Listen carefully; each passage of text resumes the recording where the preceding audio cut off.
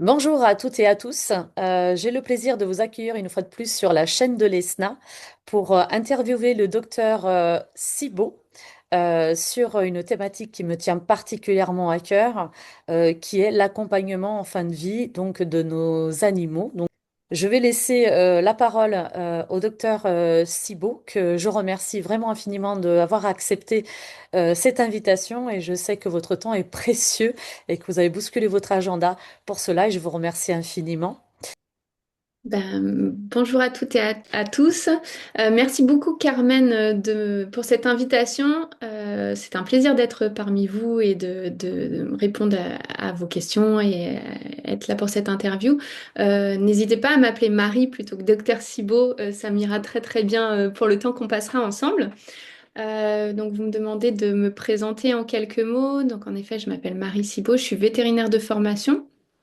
Et depuis à peu près un an et demi, je dédie mon activité exclusivement à l'accompagnement de la fin de vie des animaux domestiques.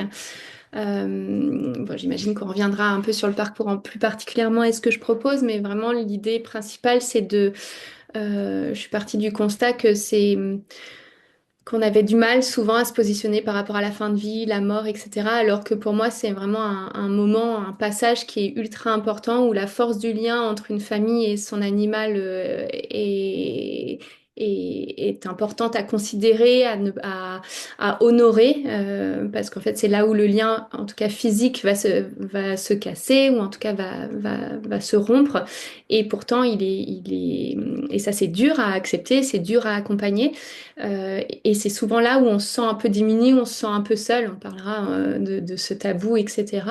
Et donc c'est vraiment le but de Solam, parce que c'est comme ça que s'appelle cette société, hein, Solam, c'est d'être là pour accompagner cette fin de vie dans tout ce qui est lié à l'animal vieillissant, comment on se positionne en tant que famille, en tant que propriétaire, en tant que gardien, aussi tout ce qui est de l'aide à la prise de décision, parce que souvent on a 1000 questions, on a 1000 décisions à prendre à la fin de la vie de notre animal et à la toute fin de sa vie. Donc être accompagné a du sens. Et je pratique aussi des euthanasies à domicile quand l'euthanasie est choisie. Et j'ai toute une partie aussi après d'aide au deuil animalier. J'étais formée pour ça, pour les familles qui en ressentiraient le besoin. En parallèle, je m'occupe donc des familles, des propriétaires d'animaux, mais aussi de ma profession, donc les vétérinaires, les assistantes vétérinaires. Et maintenant, j'ai augmenté tous les professionnels du monde animalier avec toute une série de formations que je dédie autour de cette thématique-là aussi à destination de ce public. D'accord, bah, c'est formidable, merci beaucoup. Alors, votre projet, vous l'avez fondé en 2024. Euh, et est-ce que vous pouvez nous expliquer qu'est-ce qui vous a amené à ce constat et partir de ce constat et mettre une action en place, donc ce type d'accompagnement en place donc pour accompagner les animaux domestiques en fin de vie. Comment a émergé ce projet? Oui, alors on me pose souvent la question et en fait je crois que des fois la vie est faite de rencontres, de moments un peu ou de successions de moments qui font que ça nous fait réfléchir et en fait le point de départ de ce projet ça a été vraiment tout simplement une formation que j'ai reçue au sein de la clinique dans laquelle je travaillais en tant que salariée. En fait, on a eu une formation autour de l'accompagnement de la fin de vie. C'était déjà des consultations, tout ce qui était lié à la fin de vie et à l'euthanasie où j'y mettais un soin particulier, mais vraiment un peu au feeling. J'essayais vraiment d'être au mieux pour les familles et les animaux à ce moment-là, mais sans avoir vraiment trop de bases théoriques. C'est vrai que ça, il faut quand même le rappeler aux auditeurs qui écouteront cette conférence, enfin cet entretien, cette interview, qu'il y a encore aujourd'hui, et alors à mon époque, il y a plus de 10 ans, peu de choses qui sont faites dans la formation initiale vétérinaire sur l'accompagnement des familles à la fin de la vie de leurs animaux et même en soins palliatifs. Hein. Moi, j'en ai pas des gros souvenirs, ça se développe de plus en plus, mais encore aujourd'hui, c'est balbutiant en France. Et, et donc du coup, voilà, je faisais avec les moyens du bord pour accompagner l'animal et sa famille. Et on a eu une formation autour de ces sujets-là, d'une demi-journée, hein, c'était assez court, mais ça avait le temps de vraiment m'avoir fait un effet où je me suis dit, mais en fait, on peut faire des choses, quoi. La personne qui était venue, qui s'appelle Vincent Daté, qui est quelqu'un que j'aime beaucoup et qui a réfléchi énormément autour de ces sujets-là, qui est vétérinaire aussi, nous avait vraiment envoyé des pistes en fait de réflexion autour de ces sujets. Et je me suis dit, oh là là, en fait, moi, je les ai attrapés quoi. Je dis souvent que cette formation-là m'a mis le pied à l'étrier parce que c'est vrai que j'en suis ressortie en disant, mais oui, en fait, on peut vraiment améliorer nos pratiques et essayer de vraiment monter des choses. Et en fait, la structure où je bossais m'a dit, bah, écoute, tu as l'air motivé, est-ce que tu veux pas créer un groupe de travail au sein de notre structure? Prends à côté de toi un autre veto, peut-être deux ASV, trois ASV, puis vous réfléchissez ensemble à comment on peut s'améliorer chez nous pour accompagner mieux les animaux et les familles à la fin de leur vie. Ce que j'ai fait, donc ça a duré à peu près un an, hein, parce que le temps de réfléchir, de mettre en place des choses, etc. Donc ça, c'était bien. Et après, en fait, concours de circonstances ou pas, j'attendais mon deuxième enfant et je me suis arrêtée, enfin arrêtée. Je bossais vraiment pas beaucoup. Je bossais l'équivalent d'un jour par semaine plus les gardes. C'était vraiment rien en congé parental. Et en fait, ça m'a laissé beaucoup de temps pour réfléchir, pour que ça infuse tranquillement sur l'année où j'ai bossé comme ça. Et en fait, j'ai commencé à monter le projet doucement mais sûrement. Et j'étais pas démarrée, mais c'était 6 mois avant que vraiment Solam sorte de terre, ou je sais pas comment on dit. J'ai mon grand-père qui est décédé à la maison, qui a été accompagné par mon papa et mon cousin, qui sont tous les deux infirmiers à domicile. Et en fait, on a été auprès de mon grand-père. Enfin, c'était beau, même comment on a accompagné mon grand-père. Et en fait, je me suis dit, bah voilà, en fait, j'y réfléchis depuis un an, mais c'est vraiment ça, c'est sûr, et que je veux faire comme on vient de faire pour mon grand-père, pour les animaux, quoi. Et donc, le temps de me préparer après, 6 mois après, Solam était né. Je pense que c'est ça qui a fait le démarrage de Solam. Et sachant aussi que clairement, d'un point de vue intellectuel, moi, je tout ce qui est lié aux problématiques du lien, donc tout ce qui est le lien entre les humains et les animaux, qu'ils soient domestiques, dans la famille ou même sauvages, parce que j'ai une autre partie de mon activité je suis chercheuse en primatologie, donc je travaille aussi sur des primates en Afrique, sur des chimpanzés. Et mes questions de recherche, c'est vraiment le lien entre les humains et les chimpanzés, même dans un milieu sauvage. Donc, je pense que la question du lien, pour moi, est quelque chose de très important et qui lie un peu toutes mes activités aujourd'hui, quoi. Eh ben c'est vraiment extraordinaire parce que de toute façon, on l'entend dans ce que vous dites. Et bah, je pars du principe que rien n'arrive par hasard. Et effectivement, malheureusement, d'avoir eu ce décès, ça vous a permis quand même de transposer un accompagnement Mm. humain au niveau de ce que vous proposez aujourd'hui au niveau des animaux. C'est vraiment formidable. Eh ben justement, comment est-ce que cela se traduit concrètement au quotidien? Est-ce qu'on vient vous voir pour, euh, on va dire, une urgence vétérinaire et ça découle de là? Ou est-ce qu'aujourd'hui on vient vous voir, voilà, on sait que notre animal est en fin de vie, il y a eu un diagnostic de posé par un de vos confrères, mais du coup on s'adresse à vous pour être accompagné, ça se passe comment? Oui, je gère très peu les urgences finalement. Et aussi parce que j'ai une bande passante, vous avez vu tout ce que je fais qui reste quand même. Ça m'arrive hein, de faire des fins de vie en urgence, mais c'est pas ma façon de voir les choses non plus. Et même, je dirais plus loin, je considère qu'une euthanasie n'est jamais une urgence ou dans des très rares cas. Et je pense qu'elle se prépare au contraire, cette consultation de fin de vie. Et en rappelant bien qu'il n'y a pas que les euthanasies en plus à la fin de la vie, on accompagne la fin de vie en général, enfin j'accompagne la fin de vie en général.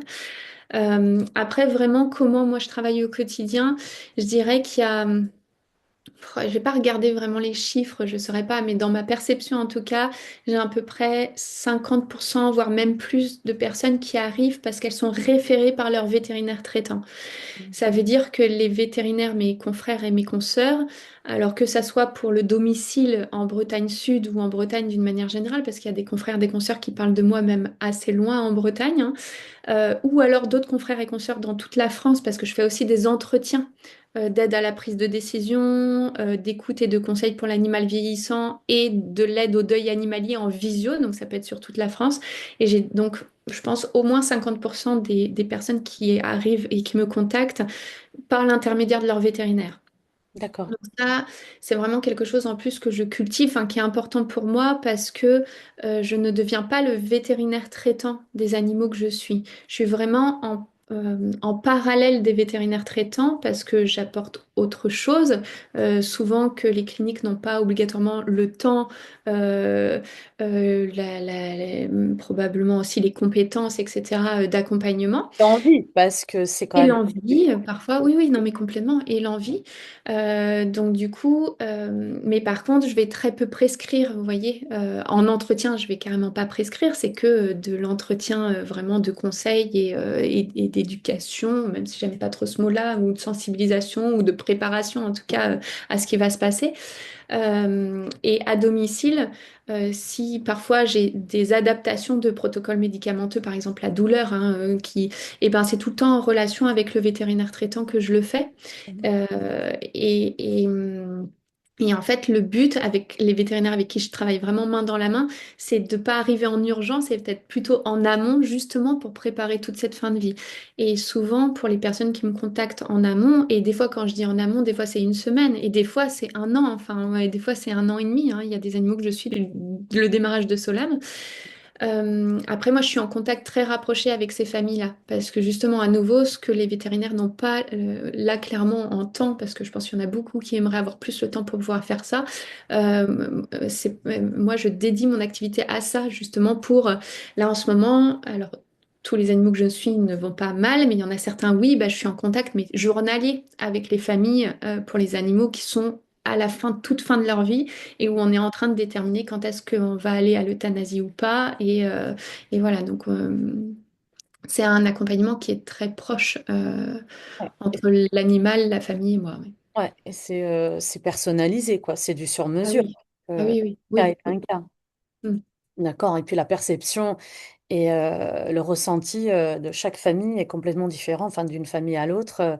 Euh, Oui, ouais, donc ça demande oui, énormément d'empathie, de disponibilité. Mais de toute façon, si vous êtes orienté vers ce oui, mais chemin-là, c'est marrant, j'en discutais encore la semaine dernière. Oui, il faut de la disponibilité, c'est sûr, mais en fait, comme il y a un lien de confiance très fort qui se crée entre moi et les familles que j'accompagne, et quand je dis famille, hein, vous avez bien entendu, c'est que je prends et les humains et les animaux, enfin, et l'animal, voire les congénères qui vivent dans cette famille, hein. Euh, il y a tellement un lien de confiance qui se crée et aussi, comme ils partagent leur intimité, je partage quelques brides de mon intimité aussi, il y a un énorme respect sur comment chacun se positionne par rapport aux uns aux autres. Et donc, j'ai des familles bah, évidemment complètement différentes les unes des autres, avec des schémas familiaux complètement différents, avec des ressources complètement différentes, avec des visions de la vie, de la mort complètement différentes. Enfin voilà, ça c'est sûr. Euh, mais avec un grand respect envers ma personne, probablement parce que je le fais envers eux aussi, mais j'ai un gros retour par rapport à ça. Et donc je ne suis pas maltraitée par rapport à mon temps, vous voyez, enfin, c'était la question de se dire bah, comment on se fait, j'entends derrière comment on se fait pas manger par ça presque ouais, un peu. ouais, c'est ça. Et en fait, enfin, ça c'est, j'en ne savais rien, hein, et il fallait le tester pour voir, mais c'est pas du tout mon ressenti parce que souvent je dis aux familles, je vais me mettre d'astreinte pour vous à partir de maintenant qu'on a eu cette première consultation ensemble. Ça veut dire que en fonction de mes évidemment, et ça je l'explique et je vais pas l'expliquer là pendant Oui, cette interview, mais j'explique ma propre vie familiale, comment je m'organise, etc. Mais ça veut dire que j'essaye au maximum, même si c'est en soirée, la nuit, en week-end. Et en fait, sur un an et demi, personne ne m'a jamais appelé la nuit. d'accord. Parce que justement, comme on se prépare en amont, qu'on en discute, tout est assez anticipé pour que on soit serein dans la décision et qu'en fait, on n'attende pas une situation d'urgence en pleine nuit où ça serait sympa pour personne, ni pour l'animal, ni pour la Ouais, famille en stress, ni pour moi. Euh, et je pense que c'est une forme de respect et aussi de préparation, de discussion qui fait que On n'accélère pas du tout les fins de vie, mais on les prépare pour qu'elles se passent au mieux et avec le plus de douceur. Et ça implique aussi de la douceur pour moi, finalement. Oui. Et plus de confort possible pour les uns et pour les autres. Donc, Oui, je ça, c'est crois. Et ça important. se fait finalement assez naturellement. Très bien. Parfait. Mais finalement, qui accompagnez-vous les plus? Les animaux ou leurs humains? Euh, Euh, Cette question-là, elle est souvent posée aux vétos et les vétos disent clairement, notre travail demande beaucoup plus d'investissement pour les humains que pour les animaux. Et j'ai un peu cette perception-là aussi parce qu'en fait, moi j'ai un grand, grand respect envers les animaux parce que même sur les fins de vie, ce que j'observe beaucoup, c'est ces animaux qui, même à la toute fin de vie, en fait, vont encore privilégier, vont encore mettre devant leur famille. Et souvent, ça amène beaucoup de peine aux familles de se dire, il tient pour moi, il est au bout du bout, mais je vois bien il est là pour moi, alors que je lui ai dit que j'allais me débrouiller, etc. Enfin, vous voyez ce que je veux dire? Et J'attends moi, ce une que je vois, c'est le lien validation. d'amour, en fait, ce lien énorme qui existe entre un humain et son animal. Et en fait, l'humain donne comme l'animal donne. Et, mais quand je disais que j'ai un grand respect pour les animaux, j'ai un grand respect, voilà, pour cet amour qu'ils peuvent donner de façon inconditionnelle, de cette fidélité hors norme que les animaux ont envers leurs humains, mais envers les autres animaux présents, etc. Donc ça, et de leur grande force, de leur grande résilience aussi. C'est-à-dire que des fois, ils tiennent physiquement, enfin vraiment de façon assez impressionnante. Donc, la douleur peut parfois amener des réactions incontrôlées, de détresse, d'agressivité, etc. chez les animaux. Mais si la douleur est bien gérée, c'est vrai que l'animal est quand même un animal assez, entre guillemets, hein, facile à soigner et enfin, voilà, assez respectueux, je trouve. Les humains peut-être plus délicats à aborder, mais c'est ce que j'aime énormément faire aussi parce qu'on est peut-être un peu plus en montagne russe d'un point de vue émotionnel, qu'on en parle plus facilement, qu'on est plus labile, j'en sais rien comment on peut dire. Donc c'est vrai que je dirais que moi j'ai vraiment réfléchi en fait sur ma pyramide des choses importantes, je mets l'animal en premier et je dis toujours que si tout se passe bien pour l'animal, en fait ça va dégouliner ou ça va mieux se passer pour la famille et même pour moi qui est autour. Donc je mets tout le temps l'animal en premier, mais clairement je passe beaucoup plus de temps à accompagner la famille dans son ensemble et les humains Mhm. que l'animal. Je sais pas si je suis très claire dans ce que Oui, j'explique, mais ouais. L'animal est au cœur et au centre et en haut de la pyramide. voilà, De toute façon, ce qui va se passer pour lui, bien sûr, va avoir, oui, va mm, avoir des répercussions sur la base. Donc, oui. Mais en fait, le moi toute seule, je ne pourrais pas m'occuper bien de l'animal. En fait, et si la famille est investie, si la famille est actrice, là, à ce moment-là, l'animal pourra aller bien, pour avoir une qualité de vie la plus respectée possible jusqu'à la fin de sa vie. Et donc, ça implique beaucoup de temps d'échange avec les familles, d'explications, d'expliquer comment on va le soigner, comment on va l'accompagner, quand est-ce que on se posera les questions, etc. Et donc ça prend beaucoup plus de temps d'un point de vue familial. Là, en pensant, je pense à une famille, par exemple, qui m'ont appelé parce qu'ils étaient vraiment en détresse. Alors c'était récemment, ça fait un petit mois que je l'ai su maintenant. Ils m'ont appelé vraiment pour la fin de vie. Donc je me suis déplacée avec tout mon matériel, etc. Parce que alors je préviens toujours les familles que je ne suis jamais assurée à 100% de réaliser l'euthanasie à domicile quand je ne connais pas la famille avant. Donc je leur avais bien dit ça à cette famille, mais quand même, ils s'étaient vraiment préparés, ça avait été compliqué cette prise de décision, etc. pour eux. C'était une famille de deux adultes et deux jeunes adultes, on va dire. Et quand je suis arrivée à la maison, l'animal a une cardiomyopathie, hein, qui est grave, donc un problème cardiaque, mais il fait encore sa petite routine, etc. Sauf qu'il est pas facile parce que comme il est vieillissant, bah, il se réveille plusieurs fois par nuit, etc. Et en fait, pour moi, ce n'était pas OK de réaliser l'euthanasie. Et donc, je l'ai dit assez rapidement à la famille que pour moi, c'était pas une euthanasie, il n'était pas encore à un stade où moi, ça était convenable pour moi et je me protège énormément par rapport à ça. Mais par contre, j'aimerais vraiment comprendre pourquoi la décision semblait vraiment évidente pour eux. On s'est assis, on a discuté, elle n'était finalement pas du tout évidente pour personne, mais en fait le monsieur qui s'occupait principalement de ce petit chien, euh, était extrêmement fatigué dans son rôle d'aidant, où il se levait depuis plus de 6 mois, plusieurs fois par nuit, où il avait son travail en plus, sa famille, et en fait, il n'y arrivait plus physiquement. Et en fait, on a trouvé des choses pour améliorer la toux de ce petit chien la nuit. Parce que ça entraîne souvent de la toux chez les petits chiens, les cardiomyopathies. La famille s'est organisée pour qu'il y ait une personne différente chaque nuit qui dorme avec le petit chien, etc. Donc on a vraiment. Et là aujourd'hui, ils sont plutôt contents. Ils arrivent à gérer leur fatigue. Ils sont très heureux d'avoir été accompagnés de cette manière-là. Alors que souvent, j'ai des confrères, des consoeurs qui me disent, mais quand tu refuses, comment ils sont les gens? Ils doivent être hyper furieux. Et je fais peut-être, mais comme on en discute et qu'on trouve des solutions et que je comprends pourquoi on en était arrivé à cette décision d'euthanasie et que je suis pas d'accord et que j'explique pourquoi et que tout le monde se positionne, en fait, tout se passe bien. Et ces gens-là, j'ai des nouvelles tous les jours ou tous les 2 jours. Et je pars texto et on va continuer comme ça tant que ce petit chien va bien. Sa maladie cardiaque évolue, on le voit déjà, mais voilà. C'est de D'accord. faire du temps qui reste un trésor aussi. Vous voyez, c'est un peu ça que j'essaye de faire. Justement, du coup, je rebondis sur un point important, c'est-à-dire que souvent les familles, elles attendent une validation ou que la décision soit prise par le vétérinaire, ce qui n'est pas évident parce que eux, ils ont pas envie, j'ai l'impression, ou pas le courage, ce qui peut être compréhensible, de se décider pour faire ce que j'appelle moi, c'est un geste de compassion, vraiment, quand il n'y a pas d'autre choix. Donc, du coup, pour vous, ça doit pas non plus être évident parce que souvent, quand vous êtes vétérinaire, on va vous poser la question.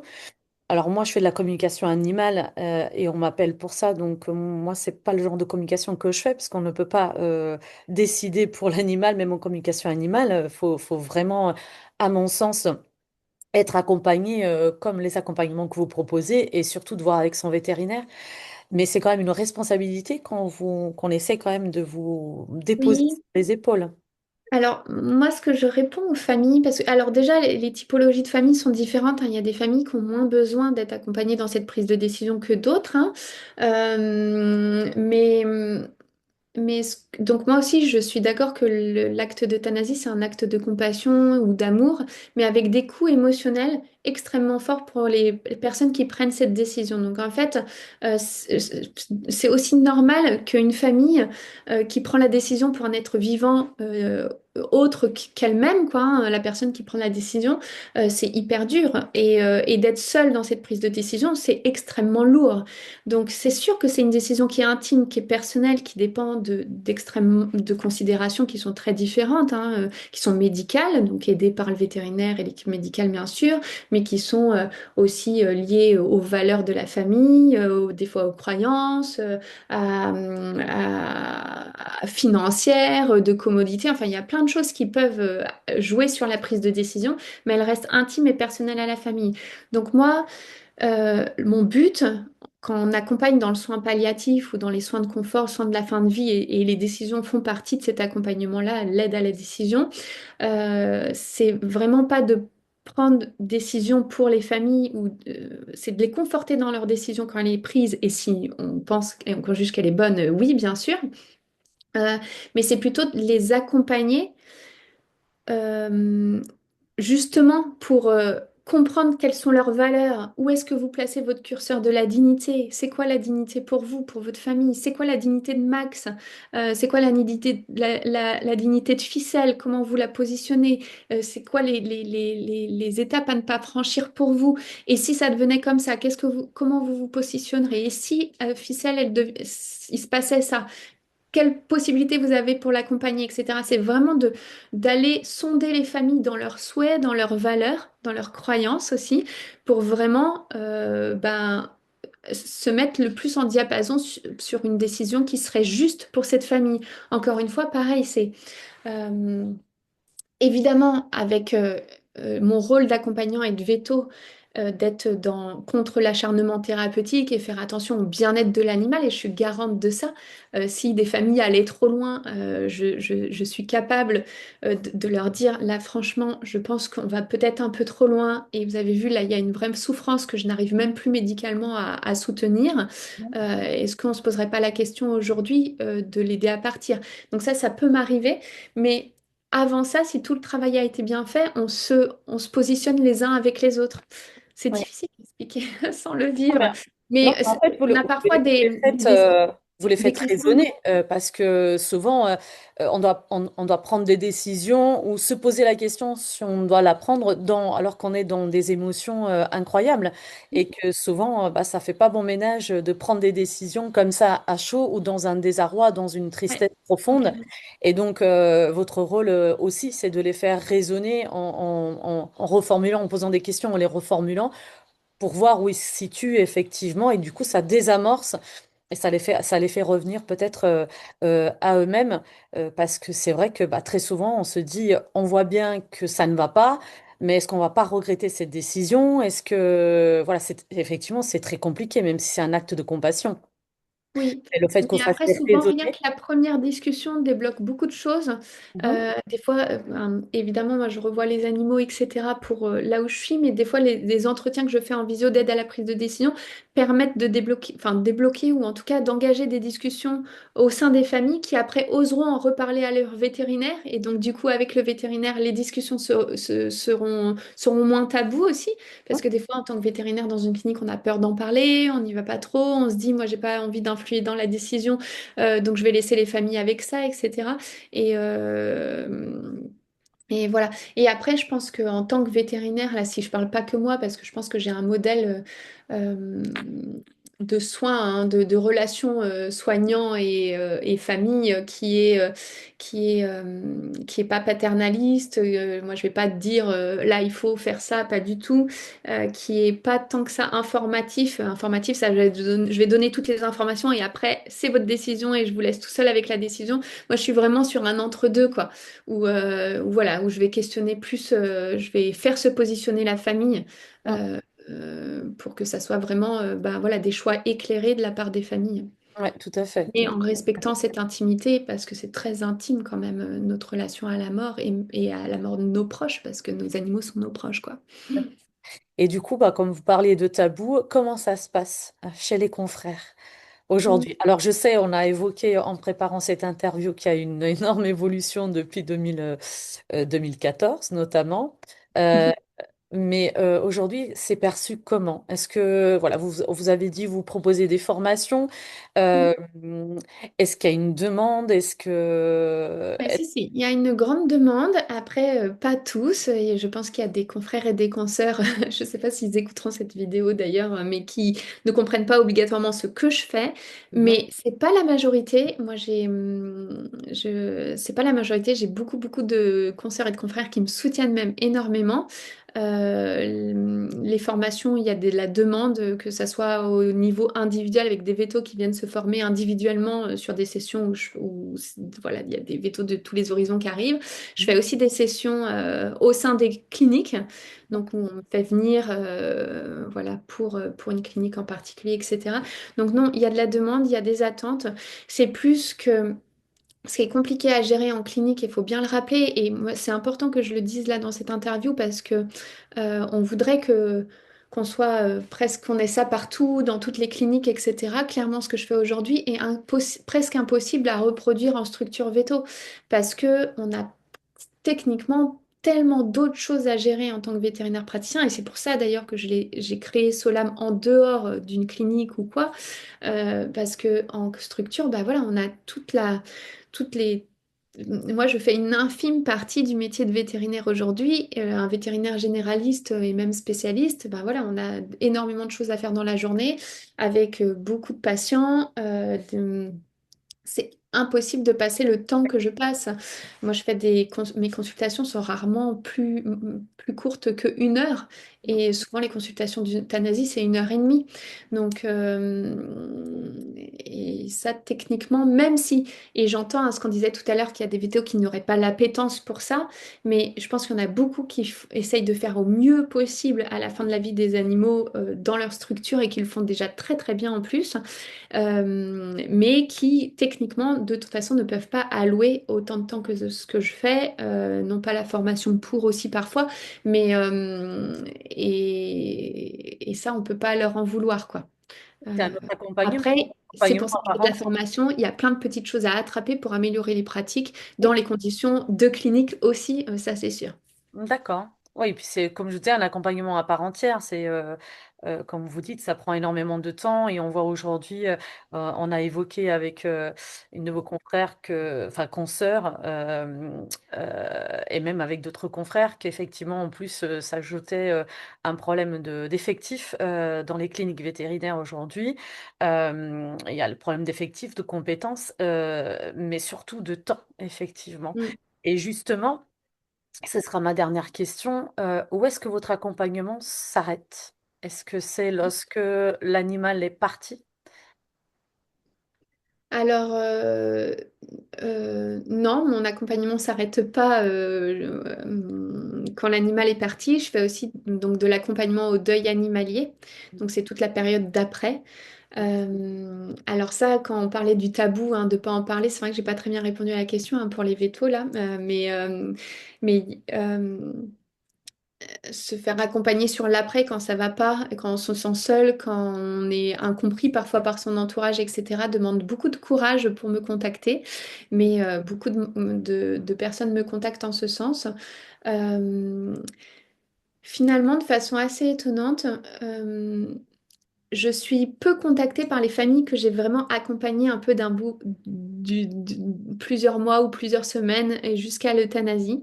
Alors pourquoi? C'est une vraie question, hein. Est-ce que finalement, bah, ils ont tellement été accompagnés avant et arrivés parfois très sereinement à la consultation d'euthanasie? Moi, il y a des gens qui me renvoient des messages ou qui me rappellent pour me dire que c'était de toute beauté, doux, un énorme cadeau qu'ils avaient fait à leur animal, mais à eux aussi. Enfin, vous voyez, donc il y a une sorte d'énorme sérénité quand on a été bien accompagné en amont et pendant l'euthanasie qui se passe. Et je pense que ça amène moins de difficultés sur l'après, même si la douleur, on la ressent. Mais en fait, moi, ce que j'amène les gens à comprendre aussi, c'est que la douleur, je l'enlèverai jamais. Et je veux surtout pas l'enlever parce qu'elle doit se vivre. En fait, elle est liée au lien d'amour. Mais par contre, on a plus conscience tout de suite du lien d'amour qui persiste, hein, plus que cette. Enfin voilà, je pense que ça joue. Et après, les personnes qui m'appellent beaucoup sur l'aide au deuil, ben, c'est des personnes souvent quand même où il y a eu des complications en fait, soit sur la période avant, soit sur la période pendant, soit sur la période après, où on est isolé, où on ressasse, où on est dans cette phase dépressive du deuil. Soit il y a eu des choses choquantes au moment du décès, au moment de l'euthanasie ou avant. Donc ça, c'est vrai que je suis contactée beaucoup en ce sens.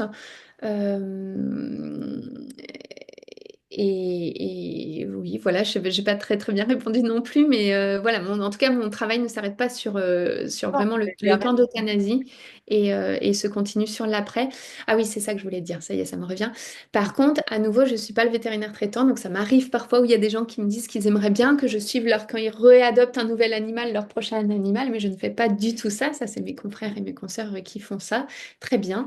Et, mais bon, c'est régulièrement que j'ai des nouvelles quand il y a un nouvel animal qui arrive. Là, je me suis dit que bientôt il fallait que je repasse chez une dame qui vient au bout de 6 mois de reprendre un animal. Elle m'a appelé pour me dire qu'elle aimerait bien que je vienne le voir, juste pour lui dire bonjour. Donc je pense que je ferai un petit stop sur une de mes tournées pour aller voir cette dame et son, son, son, Compagnon. son nouveau compagnon. Finalement, vous répondez également à la question que je vous avais posée précédemment, savoir qui est-ce que vous accompagnez le plus. Finalement, c'est les deux. Donc, en amont, c'est la famille avec au cœur l'animal. Mais je pense effectivement que le plus grand vide, c'est après, pour les familles qui peuvent être accompagnés par leur vétérinaire, bien entendu, en amont, mais qui, après, et c'est l'expérience qui parle également, se sentent Mm. terriblement démunis, seuls, ne sachant pas quoi faire de cet amour et de ce manque de la présence de son petit compagnon. Et c'est formidable que vous puissiez, enfin, que votre accompagnement ne s'arrête pas juste au moment de cet acte de compassion, mais que vous puissiez encore continuer à accompagner ces familles dans ce processus du deuil qui reste exactement le même que lors de la perte d'un humain, même si encore pour plusieurs personnes, c'est pas facile à entendre, mais de toute manière, c'est de l'ordre du ressenti, donc on ne peut pas expliquer ce que l'on ressent. Et Clairement, oui, le deuil animalier ressemble, il a des spécificités, mais il ressemble en tout et pour tout à un deuil qu'on pourrait avoir pour un proche humain. Et, euh, et en fait, l'intensité d'un deuil est liée à l'intensité du lien d'attachement qu'on avait avec l'être aimé, qu'il soit à plume, à poil ou de chair humaine. exactement. Eh ben, écoutez, merci beaucoup mille fois Marie. Alors, Solam, S-O-L-A, accent circonflexe M-E, donc www.solam.vet. Vous êtes sur Lorient, donc en Bretagne, où il y a une chapelle qui a récemment ouvert et vous l'avez communiqué. Donc, pour toutes les personnes qui souhaitent se recueillir auprès de leurs compagnons, de leurs animaux perdus. Et ça, c'est une très bonne nouvelle. Je dirais qu'en Bretagne, vous êtes en avance sur beaucoup de choses en, en C'est la ça. matière. J'espère qu'on le Il verra. il y a beaucoup, il y a de plus en plus d'initiatives qui sortent de terre sur. C'est vrai que c'est en Bretagne aussi, alors peut-être que je regarde un petit peu plus en Bretagne, mais il y a une très belle initiative qui est, alors pas que pour la perte en général, pas que pour les animaux, aussi pour les humains. Je ne sais pas si vous avez déjà entendu parler des téléphones du vent, c'est au Japon que ça a été développé. En fait, c'est des cabines téléphoniques où il y a un téléphone, mais avec aucune ligne téléphonique derrière, mais on peut venir isolément dans la campagne, dans cette cabine pour discuter ou pour envoyer un message à un défunt. Donc il y en a de plus en plus qui se créent. Il y en a une qui s'est créée là récemment en Bretagne aussi. Donc voilà, il y a plein d'initiatives comme ça qui sont douces et poétiques même. La cabine, là, enfin la chapelle aussi, mais la cabine du vent, là, le téléphone du vent aussi. Donc voilà, c'est bien. J'aime aussi voir ces initiatives. Moi aussi. Merci Marie pour avoir accepté mon invitation au sein de l'ESNA. Merci à tous ceux qui vont regarder, suivre cette interview. N'hésitez pas à la faire voyager en la partageant sur vos réseaux parce que vraiment ça mérite d'être connu. Marie a décidé de vulgariser cet accompagnement-là. Et je pense qu'on sera nombreux, effectivement, à suivre l'interview et pourquoi pas venir vous voir. Je connais beaucoup de personnes en Bretagne, je pense, qui, peut-être le moment venu, feront appel à vous ou qui iront voir cette fameuse chapelle ou savoir où se trouve cette cabine téléphonique. Et en espérant que tout simplement ça donne de bonnes idées dans d'autres régions, à d'autres vétérinaires, pourquoi pas, qui auraient la possibilité effectivement de se former auprès de vous pour pouvoir proposer cet accompagnement à toutes les familles euh, dans le chagrin ou dans la tristesse. Pour, pour les professionnels du monde animalier, j'ai aussi une formation qui s'appelle Comprendre et accompagner le deuil animalier, qui est vraiment ouverte à toutes et à tous, donc pas que D'accord. les vétos. Mm. Donc tous les thérapeutes animaliers peuvent Ouais. Mm. s'inscrire et suivre cette Voire même du funéraire humain, enfin tous ceux qui, dans leur projet professionnel, ont une appétence et une envie de développer autour du deuil animalier. Ouais. Mm. C'est parfait. Merci beaucoup. Vous trouverez les coordonnées donc de Solam en commentaire de cette interview. Je vous souhaite une bonne continuation à toutes et à tous et à très bientôt. Merci Marie. Merci Carmen, au revoir.